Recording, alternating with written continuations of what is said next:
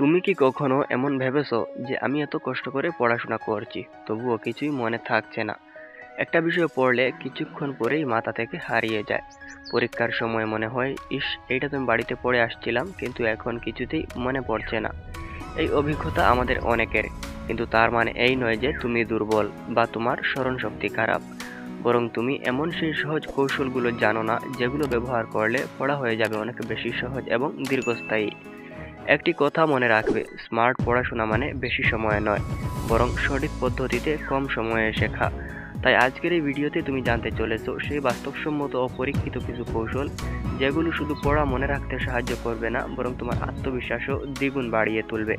তাহলে চলো আজ থেকে শুরু করি নতুনভাবে শেখা, যাতে শুধু পরীক্ষায় নয়, জীবনে প্রতিটি ধাপে তুমি এগিয়ে যেতে পারো মাথা উঁচু করে। তার আগে আপনি যদি পড়াশোনা করে জীবনে কিছু করতে চান, তাহলে আমার অনুরোধ, আপনি একবার আমাদের চ্যানেলটি ভিজিট করে আসুন, যেখানে রয়েছে পরীক্ষায় অজানা প্রশ্ন আসলে কি করবেন, বা পরীক্ষার হলে পড়া ভুলে গেলে কি করবেন, অথবা অজানা এমসিকিউ কিভাবে সলভ করবেন, এর মতো অনেক মূল্যবান টপিক, যেগুলো আপনাকে সাহায্য করবে ভালো রেজাল্ট আর সফল হতে। তাহলে চলুন আমাদের ভিডিওর মূল টপিকে। আমাদের প্রথম টিপসটি হলো অ্যাক্টিভ রিকল পদ্ধতি, অর্থাৎ পড়া মনে করার গোপন অস্ত্র। যখন তুমি বইয়ের ওপর ঝুঁকে বারবার পড়ে যাচ্ছ, তখন আসলে তুমি পড়ছো, কিন্তু মনে রাখতে পারছো না। তাই এবার একটা পরিবর্তন আনো। পড়ার সময় চোখ বন্ধ করে নিজেকে প্রশ্ন করো, আমি কি পড়লাম? নিজেকে প্রশ্ন করো আর নিজের মুখে নিজে উত্তর দাও। এই অ্যাক্টিভ রিকল হলো সেই জাদুকরী কৌশল যেটা পৃথিবীর সব সফল ছাত্রছাত্রীরা ব্যবহার করে, কারণ এটা তোমার মস্তিষ্ককে শেখার তথ্য ধরে রাখতে শেখায়। স্মার্ট স্টুডেন্টরা শুধু বেশি পড়ে না, তারা বুঝে শুনে পড়ে এবং মনে রাখে, এবং তা প্রয়োগ করে যথাসময়ে। এবং দ্বিতীয়ত হলো, নিজের ভাষায় নোট তৈরি করো, কারণ তুমি অনন্য। তুমি কি কখনো এমন ভেবেছো যে বইয়ের ভাষা সব সময় তোমার সহজ হয় না কেন? কারণ সেটা তোমার নিজের ভাষা নয়, আর নিজের ভাষায় না থাকলে সেটা একটু কঠিন হবেই। তাই এবার চেষ্টা করো যা পড়ছো সেটা নিজের ভাষায় সহজভাবে ছোট ছোট নোটে লিখে রাখতে। তোমার নিজের হাতের লেখা তোমার মস্তিষ্কের ভাষায়, এটাই তোমার মেমোরির চাবিকাঠি। নোট তৈরি করা মানে হচ্ছে তুমি শুধু পড়ছো না, তুমি শিখছো, গড়েছো নিজের জ্ঞান ভান্ডার। এবং তৃতীয়ত হলো, প্রতিদিন অল্প অল্প করে পড়ো, কারণ ধারাবাহিকতাই সাফল্যের চাবি। একদিন 5 ঘন্টা পড়া যতটা না কাজ দেয়, প্রতিদিন 1 ঘন্টা করে পড়া তার চেয়ে অনেক বেশি কার্যকর।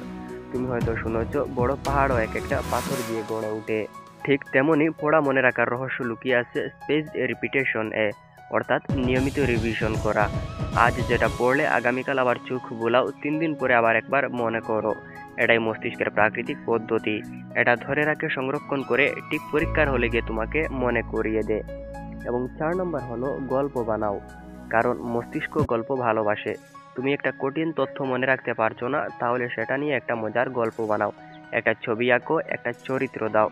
যেমন সৌরজগতের গ্রহ মনে রাখতে পারছো না, তাহলে বলো মারিয়া ভাইয়ের জমিতে সাদা উঠে নাচে, অর্থাৎ মার্স, ভেনাস, আর্থ, জুপিটার সব মনে থাকবে। মস্তিষ্ক ফ্যাক্ট নয়, গল্প মনে রাখে। তুমি যদি তথ্যকে গল্পে পরিণত করো, সেটা হয়ে যাবে তোমার বন্ধু। এবং 5 নম্বর এবং সবচেয়ে গুরুত্বপূর্ণ তোমার বিষয়টি হলো গ্রুপ স্টাডি করা। একসাথে শেখা মানেই দ্রুত শেখা।